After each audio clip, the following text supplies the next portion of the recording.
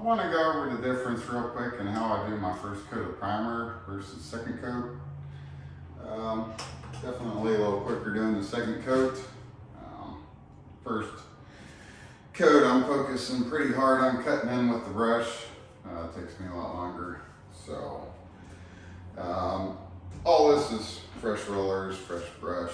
The ones I'll be using is sitting over there waiting on me right now. So for the purpose of the video, I'll just use these not loaded up. So like when I'm cutting on my first coat of primer, I'll cut in and I'll come pretty heavy with the paint up maybe at least a quarter of the brush, maybe even to a third. I try not to go too much because once you're half hour in or something, you're globbed all up in the top of it. So forgive me, I don't know all the technical terms, like what this would be called. Or when you get in this area versus outer bristle. So basically, I'll come pretty heavy, about a third of the brush. And this is first coat of primer again. So I'll cut it in, come in an angle pretty heavy into the corner. Not being sloppy, but definitely heavy up in there.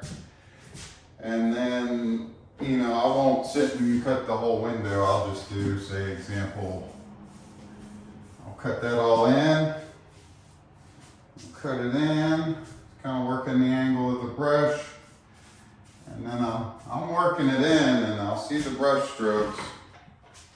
And so then from that point, I'll grab this, I think this would be the 4.5 inch. It's the new one they came out with, the 4 inch.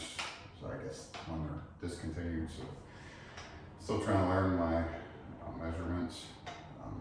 4.5 inch. I would grab that and then I start working in all those stroke marks, and I'm cutting in anything that, you know, once you know it, then you know what needs cut in. But when you're new, you kind of don't, you know, once you explain to you, it makes sense. So, so I will cut in like window frames, door frames, all the way around. Instead of the brush, then I would come down here with the brush, same concept. I'll work it with the mini roller all the way around that. Same with the corners, they're going to get cut in. Like for me, when I did this room, first layer of primer, I cut in starting with the ceiling and then work my way down, which when I come on with the second coat primer here after this video, that's how I'll do that too. I'll go ahead and get the ceiling done and over with, so then it'll be a little bit easier. Just kind of don't want to say standing on foot because you're standing on foot in the ceiling, but working upward versus a lot easier. Just work that pace, you know, standing everything in range here. So I'll go ahead and get the ceiling done first, second coat also. But back to what I was saying on the cutting in. So I cut in these inside corners, is what they call those, inside corner. If it was outside, it would be like the outside of that header. It's the outer edge that you're looking at. This is coming inward to the wall. I guess best way to describe that quickly. So I did the whole ceiling. I would kind of do, I come in with that brush, like I said, pretty heavy. I started in, kind of worked the corner, worked it out, and I started kind of coming across, and I'm working out all the brush strokes. Getting all the brush strokes. This is most likely smearing up top, so I went ahead and kind of killed two birds with one stone. Because I'm doing that, I'm coming in heavy in the corner, that angle with the brush, and then I turn like that. Same up here. So now I'm heavy on brush strokes all on the ground I just covered. And then I would follow up with this. Follow both ways, being careful not to run streaks with the edge of this roller. So I did that all around every corner. First I did the ceiling. Then I came down and actually I started at the other corner, but what I did was once I had the whole upper inside corners done, then I started working my way downward. Same thing again. Worked in the whole corner, pretty thick, like that, and I'm twisting. That's one thing I noticed, hard for me to learn for a while. People, every once in a while they'll do a video, take the time to show, like when they're doing painting, the different angles, they're working the brush, how their fingers, they're just kind of used to doing it, subconscious that they work it like that. Same with the drywalling, they'll work their fingers and different pressures and different angles. There's a lot of tricks and all that. So coming in pretty heavy into the corner, and then I'll work it like that. Work it back with the strokes. Come back in with the mini roller and roll out all those strokes. Come to the window, same thing again. Work it out with this.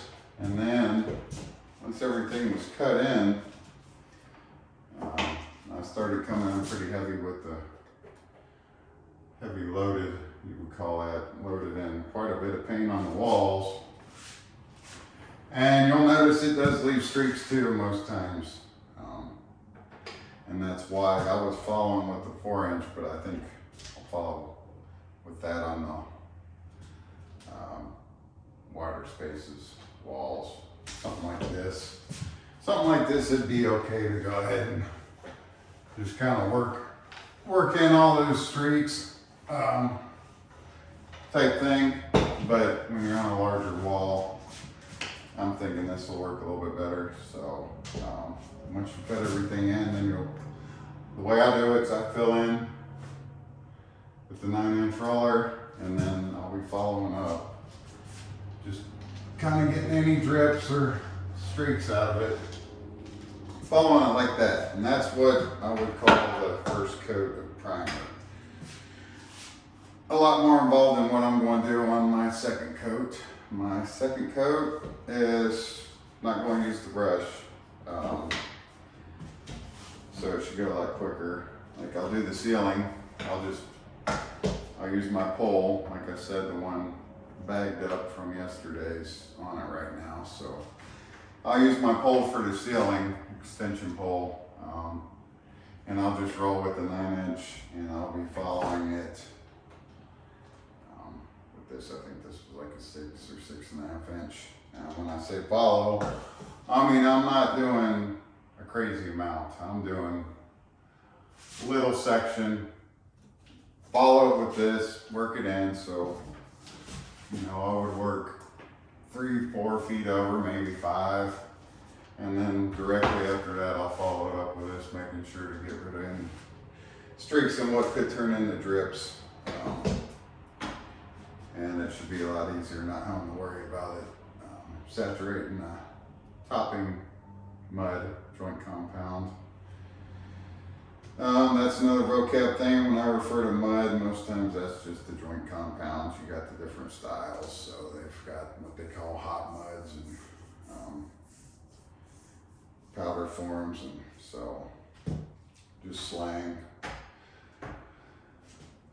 for that. So I shouldn't have to worry about anything saturating topping compounds and then pulling away when I follow up. So it should be a little less stress looking around and working that in. So that's it. It's pretty easy on the second coat. I'll be glad to get to that. And then following that, I'll be doing the first coat of the finished paint. So that'll be the same concept as the first coat of primer all over again. I'll cut everything in with the blue, making sure that I'm not leaving white spots, so it'll take longer. Cut in all the inside corners, all the window frames. I'll all the door frames. Sorry to kind of be repetitive, but I've heard repetition is the mother of all skill, and that to me makes sense. So kind of easier to absorb when you hear it a few times. So that's what I'll do on the blue. I may not do videos since it's the same stuff all over again, only different color. So only difference is after I do at least the first coat of the blue finish, I may inspect to make sure something doesn't need mudded before putting that final coat.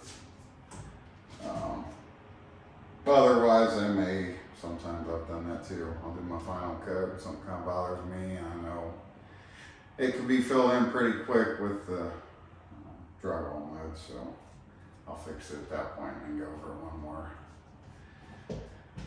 dose of what it needs to finish it up. So I may cover that if I have to do that. If not, have a great day, and I'm about to do some painting. One other thing I would like to add is that on the second coat of primer, you won't worry so much about it on the ceiling. Kind of when I get to the edges, I'll quit following with this because of that plastic edge.